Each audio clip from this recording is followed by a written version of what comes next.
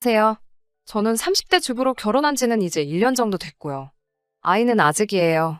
아이를 빨리 갖고 싶었는데 남편이 경제적으로 안정이 되면 갖자고 해서 아직이네요. 요즘 뉴스를 보고 있으면 부부 사이에 어떻게 저렇게까지 할 수 있을 법한 사건 사고들이 참 많이 나오더라고요. 저는 그 이야기의 주인공이 제가 될 줄은 꿈에도 몰랐습니다. 저는 직원 숫자가 6명 정도인 작은 무역회사에 다니고 있어요. 벌써 거기서 근무한 지도 4년이 넘어가네요. 공무원 시험을 준비하다 뒤늦게 시작한 사회생활이지만 부지런한 성격 덕분에 잘 적응해서 하고 있어요. 지금의 남편과는 사회생활을 막 시작했을 무렵 직장인 독서동호회에서 만났어요. 독서동호회라곤 하지만 토론을 하거나 하는 건 아니었고요. 종이로 된 책을 좋아하는 사람들이 만나서 가볍게 커피도 마시고 책도 서로 빌려 읽는 정도의 모임이었어요. 10명 남짓의 동호회에서 남편은 회비를 관리하는 사람이었어요. 돈 관리가 깔끔하고 투명했고 거기에 성실하기까지 한 남편을 저를 포함한 모든 회원들은 신뢰하게 되었어요. 하지만 모임 시작 후 2년이 지나고 절반 가까운 사람들이 먼 곳으로 이사를 가거나 이직을 하게 되면서 모임도 결국 해체되고 말았습니다. 당시 저와 남편은 그나마 20분 거리의 직장에서 각자 근무하고 있었기 때문에 계속 연락을 주고 받았고요. 그렇게 자연스럽게 연인으로 발전했네요. 제가 그동안 봐온 남편은 매사알뜰하고 꼼꼼한 사람이었기에 저는 그를 이상적인 남편감으로 생각했어요. 그 흔한 술이나 담배에 돈을 쓰는 것 같지도 않았고 브랜드 옷이나 신발을 걸치진 않았어도 깨끗한 사람인 게 보였거든요. 물론 가끔 연애하면서 특별한 곳에 가고 싶을 때도 있었고 분위기를 내고 싶은 순간도 있었기에 서운한 적도 덜어 있었지만요. 그런 기색을 느낄 때면 남편은 늘 언젠가 자리를 잡고 그때에도 늦지 않는다며 저를 다독였습니다. 저는 그 말을 믿었고요. 그렇게 1년 좀 넘게 연애를 하다가 남편의 우리 같이 살면서 미래를 준비하면 어떻겠냐는 프로포즈에 제가 좋다고 하면서 결혼까지 하게 된 거죠. 사실 결혼 과정이 순탄치만은 않았어요. 일단 결혼 이야기가 나오자마자 상견례 장소부터 문제가 되었습니다. 제 성격이 화려하고 사치를 좋아하는 건 절대 아니지만 인생에 한 번뿐인 결혼식인 만큼 저도 나름 생각해오던 그런 그림이 있었으니까요. 강남에 있는 한 식당에서 양가 어른들을 모시고 진지한 분위기에서 상견례를 하고 싶었어요. 하지만 남편은 인터넷에서 할인 쿠폰을 구했다며 패밀리 레스토랑에서 상견례를 하자고 하더군요. 거긴 제가 학생 때 자주 가던 곳인데 말이죠. 제가 조용한 곳에서 여유롭게 하고 싶다고 말했지만 남편은 자기 주장을 굽히지 않았어요. 이제부터 결혼 준비하려면 여러모로 돈이 들어갈 텐데 양가 어른들도 다 이해해 주실 거라면서요. 물론 이해해 주시긴 하셨지만 저희 아버지는 나지막히 남자가 너무 돈돈하는 것도 좋지 않다며 좀 걱정을 하셨어요. 상견례 자리에서도 저희까지 전부해서 6명이었는데 남편은 여기는 식전해주는 빵이 무료에다가 무한리필이 되고 하니까 메뉴는 4개 정도만 시켜도 충분하다며 손바닥만한 스테이크 2개에 스파게티 하나, 피자 하나를 시키더라고요. 어찌나 남편의 그런 모습이 남사스러운지 제 얼굴이 뜨거워지더군요. 그걸 눈치채신 저희 친정부모님께서 편하게 더 먹으라며 본인들이 사시겠다고 했어요. 그러자 남편은 이것저것 2~3개를 더 시키더라고요. 상견례가 어떻게 흘러가는지도 모르겠고 저는 그저 마음속으로 제발 남편이 돈을 냈으면 좋겠다고만 생각한 것 같아요. 하지만 아니나 다를까 식사가 끝나고 사람들이 일어나자 남편은 눈치를 보더니 화장실에 잠깐 다녀온다고 자리를 뜨더라고요. 결국 저희 부모님이 식사값을 계산하셨어요. 그날 저녁 제가 남편에게 전화를 해서 서운한 마음을 쏟아냈습니다. 아무리 우리가 돈을 아껴야 돼도 그렇지 어떻게 양가 어른들 모셔놓고 그럴 수가 있냐고요. 그러자 남편은 제가 그러는 이유를 모르겠다는 듯이 그래서 저희 아버지가 불편하다고 하셨냐고 되묻는 거예요. 제가 부모님 이야기하는 게 아니고 내가 불편했다고 소리를 지르자 남편은 저더러 진정하라며 실리를 추구해야 한대요. 하지만 그때만 해도 아직 제가 콩깍지가 씌어 있었는지 차마 결혼을 엎을 수는 없겠더라고요.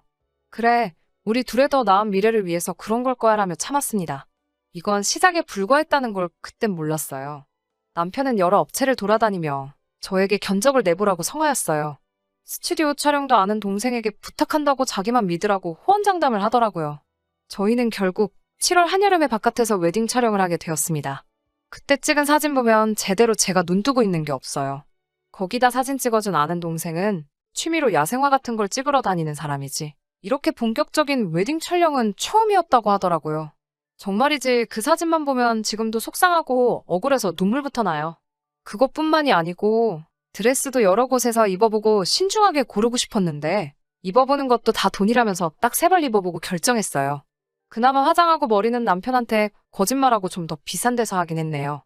그래도 제가 참고 또 참을 수 있었던 이유는 이 모든 절약이 우리 둘의 미래를 위해서라고 믿었기 때문이에요. 남편 말대로 이렇게 10년만 살면 그때는 그동안 참고 산 거 전부 누려가며 살 수 있을 줄 알았으니까요. 그런데 이게 속된 말로 죽 써서 개준 거더라고요. 신혼집은 남편하고 저하고 정확히 반반씩 해서 경기도에 있는 작은 빌라에서 시작하게 되었어요. 같이 살기 시작하니 남편의 절약 정신은 정말 제가 예상한 것보다 더 심각했어요. 일단 안 쓰는 코드는 하나라도 꽂혀 있으면 안 되더라고요. 심지어 TV도 안 볼 때마다 빼놔야 되고요. 핸드폰 충전기도 그냥 꽂혀 있으면 안 돼요. 화를 내거나 그러는 건 아니지만 들으란 듯이 한숨을 푹푹 쉬며 그걸 다 뽑고 다니니 너무 신경이 쓰이고 짜증이 나더라고요. 그리고 장을 보러 가면 계란 한 줄만 사더라도 최소한 3군데 마트는 가요. 다 가격 비교하고 다니느라고요. 제가 맨날 기름값이 더 든다고 해도 귀등으로도 안 들어요. 저희는 일주일에 5만 원으로 예산을 잡고 장을 보고 있어요. 그런데 가령 고기를 산다거나 해서 예산이 초과가 되면 남편한테 그 자리에서 전화를 걸어 상의를 해야 해요. 이런 이야기를 처음에는 친정 어머니께 몇 번 했는데 어머니가 저보다 더 스트레스 받아 하셔서 요즘에는 어디 이야기할 곳도 없어요. 그냥 저 혼자 삭히고 살았어요. 그리고 올 겨울 정말 춥잖아요. 그런데 수도꼭지를 딱 미지근한 물 나오는 곳까지만 돌아가게 고정을 해놔서 따뜻한 물을 제대로 못 써요.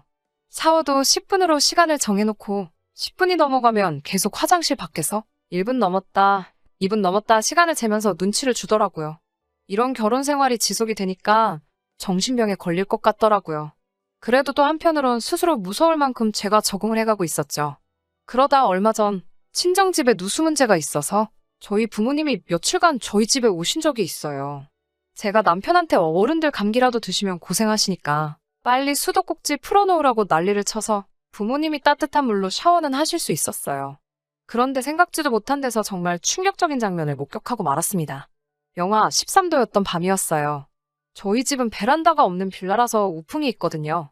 그래서 제가 남편에게 부모님 따뜻하게 주무시게 해드리라고 신신당부를 했죠. 저는 그날 야근이었거든요. 그런데 집에 와보니 이 미친 인간이 저희 부모님에게 침낭을 드렸더라고요. 지는 오리털 이불을 덮고 처자고 있고요. 제가 어이가 없어서 남편을 흔들어 깨웠어요. 남편이 덮고 있던 이불을 뺏어서 저희 부모님을 덮어드리니 두 분이 잠에서 깨시더라고요. 제가 너무 창피하고 죄송해서 눈물을 흘렸어요. 그러자 저희 부모님은 웃는 얼굴로 강서방이 많이 쪼잔하고만 일하며 씁쓸한 미소를 보이시더라고요. 저는 부모님이 들으실까봐 남편에게 크게 소리도 못 지르고 바로 인근에 호텔을 예약해 두 분을 그리 모셨어요. 부모님이 호텔로 가신 뒤 저는 처음으로 남편에게 악을 쓰며 달라들었습니다. 내가 시부모님께 그래도 상관없냐고 그러자 아니 손님용 이불이 따로 있지도 않고 어쩔 수 없어서 그런 건데 왜 그렇게 난리냐며 오히려 화를 내더군요. 저더러 침낭이 얼마나 유용한 물건인지 아냐면서요. 폭풍 같던 주말이 지나고 남편이 출근한 날 저는 남편 몰래 회사에 병가를 내고 집에 남았습니다. 남편에게 어떻게 복수를 할까? 나도 똑같이 시부모님을 추위에 떨게 해야 하나 고민을 했어요. 멍청하고 생각 없는 짠돌이 남편이 문제지 사실 시부모님이 무슨 죄가 있겠어요. 저는 중고물품 파는 곳에다가 저희 부부가 쓰던 퀸사이즈 침대를 무료 나눔한다고 글을 올렸습니다. 파는 것도 귀찮고 남편이 오기 전에 없애버리고 싶은 마음뿐이었거든요. 결혼할 때 샀으니 거의 새거나 마찬가지였어요. 글을 올리기가 무섭게 몇 사람이 앞다투어서 가져가겠다고 하더군요. 그러다 어떤 사람이 20만 원을 줄 테니 자기한테 팔려고 제시를 해와서 그 사람한테 팔았습니다.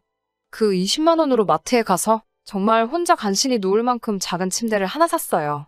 퀸사이즈 침대가 놓여있던 자리에 새로 산 작은 침대와 그 바로 옆으로 남편이 쓸 침낭 하나를 놓아두었습니다.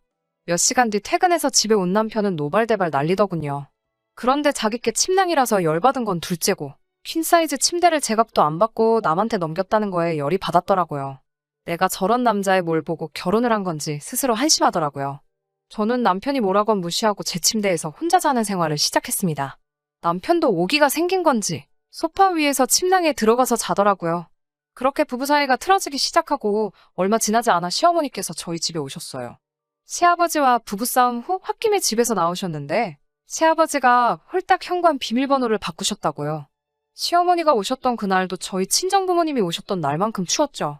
하나뿐인 오리털 이불은 제가 덮고 있었고 집에는 그때처럼 여분의 침낭 하나가 더 있을 뿐이었어요. 남편은 저에게 빨리 오리털 이불을 내놓으라고 난리더군요. 저는 이건 손님용이 아닌데 이걸 어떻게 드리냐면 남편이 했던 그대로 말했어요. 일부러 시어머니 들으라는 식으로 제 목소리를 낮추려고 하지도 않았고요. 그렇게 투닥대고 있으니 제가 한 말을 듣고 예상한 대로 시어머니께서 저에게 뭐라고 한 말씀 하시더라고요. 그래서 제가 남편이 저희 부모님에게 했던 일을 그대로 말씀드렸어요. 그제서야 어머님도 아무 말씀 못하시고 남편에게 남자라는 게 그렇게 쫌생이 마냥 왜 그러고 사냐며 한심하고 쪽팔린다고 뭐라 하시더군요. 그러면서 저에게 미안하다고 없이 키운 것도 아닌데 왜 저러는지 모르겠다고요.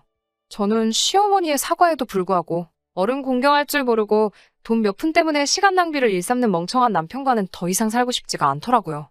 그래서 조금은 충동적으로 남편에게 이혼하자고 얘기했어요. 사실 이때 남편이 저에게 진심으로 사과했으면 이혼 도장까지는 찍지 않았을 수도 있어요.